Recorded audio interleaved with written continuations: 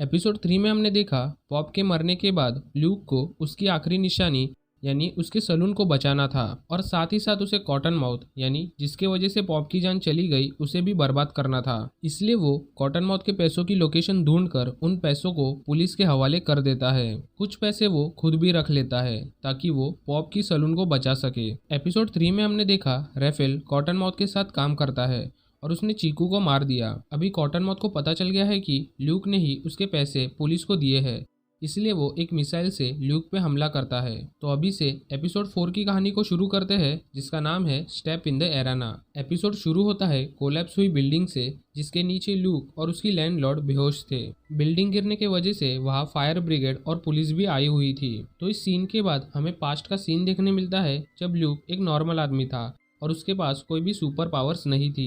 Luke एक police वाला था पर उसे किसी ने झूठे केस के वजह से उसे जेल में डाल दिया था।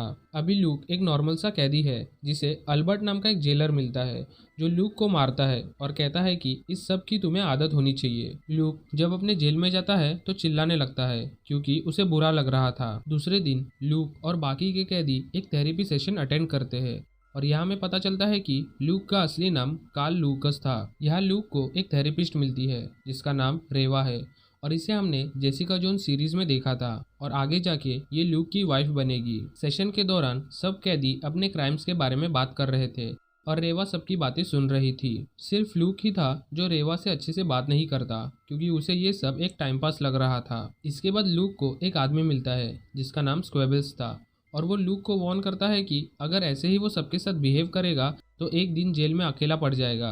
ल्यूक फिर जेल के जिम में जाता है जहां अल्बर्ट और उसके दो आदमी ल्यूक पे नजर रखे हुए थे। अल्बर्ट के साथ शेड्स भी था जिसे हमने प्रेजेंट के सीन में कॉटन माउथ के साथ देखा है। ल्यूक जब अपने सेल में वापस जाता है तो शेड और एक आदमी ल्यूक को मारने उसके सेल में जाते हैं पर ल्यूक उन दोनों को हरा देता है। अल्बर्ट ये सब दूर से देख रहा था और अल्बर्ट को ऐसे ही एक फाइटर की जरूरत थी। दूसरी सुबह अल्बर्ट ल्यूक से मिलने आता है और कहता है कि उसे अपने फाइटिंग स्किल्स का यूज करना चाहिए। अल्बर्ट उसे एक फाइट को ऑफर देता है जिसमें अगर ल्यूक ने पार्टिसिपेट किया तो अल्बर्ट ल्यूक को बहुत बड़े बड़े प्राइज देगा पर ल्यूक इसके लिए मना कर देता है। ल्यूक फिर रेवा के सेशन में जाता है जहाँ फिर से अब सब कैदी रेवा को अपनी कहानी सुनाते हैं और उन सब कैदियों को ये भी लगता है कि इस जेल में कैदियों के साथ एक्सपेरिमेंट किए जाते हैं। रेवा ये सब झूठ है ये कहती है और सेशन के बाद ल्यूक से मिलती है और दोनों की यहाँ अच्छी बातें होती है। ल्यूक कहता है कि वो इनोसेंट है पर अभी इस बात का कोई मतलब नहीं क्योंकि एक झूठे केस में उसे अंदर डाल दिया है। इसी तरह और भी सेशन होते हैं जिसमें रेवा और ल्यूक की केमिस्ट्री बनते जाती है। ल्यूक को लोगों से बोलना पसंद नहीं था पर फिर भी वो रेवा से बात करने आता था क्योंकि रेवा में उसे एक उम्मीद दिख रही थी। इसके बाद वह अल्बर्ट आता है जो ल्यूक को वहां से लेके जाता है और फिर से फाइट क्लब में आने का ऑफर देता है पर ल्यूक वापस मना कर देता है। अल्बर्ट को पता था कि ल्यूक वापस ना बोलेगा इसलिए वो ल्यूक को धमकी देता है कि अगर वो फाइट क्लब में नहीं आया तो अल्बर्ट उसके दोस्त स्क्वेबल को मार देगा। इसलिए ल्यूक मान जाता है और अपने दोस्त स्क्वेबल के साथ फाइट की प्रैक्टिस करने लगता है। ल्यूक को एक अंडरग्राउंड जगह लेके जाते हैं जहाँ ल्यूक दूसरे कैदियों के साथ फाइट की प्रैक्टिस करता है। ल्यूक के अंदर बहुत सारा गुस्सा भरा हुआ था और वो सब गुस्सा फाइट के दौरान निकाल देता है और सबको हरा देता है। ऐसे ही फाइट करते करते बहुत दिन बीत जाते हैं और ल्यूक पूरी तरह से बदल जाता है और उसका खुद पर ध्यान नहीं होता। वो रेवा से भी मिलने जाता है जहाँ में समझता है कि वो अपने थेरेपी सेशन कई महीनों से नहीं अटेंड कर रहा था। उन दोनों को मिलते हुए अल्बर्ट देख लेता है और अभी अल्बर्ट को पता चल गया था कि ल्यूक का वीक पॉइंट क्या है। ल्यूक इसीलिए जाके वापस रेवा को वार्न करता है और उसे इस जेल से जाने के लिए कहता है।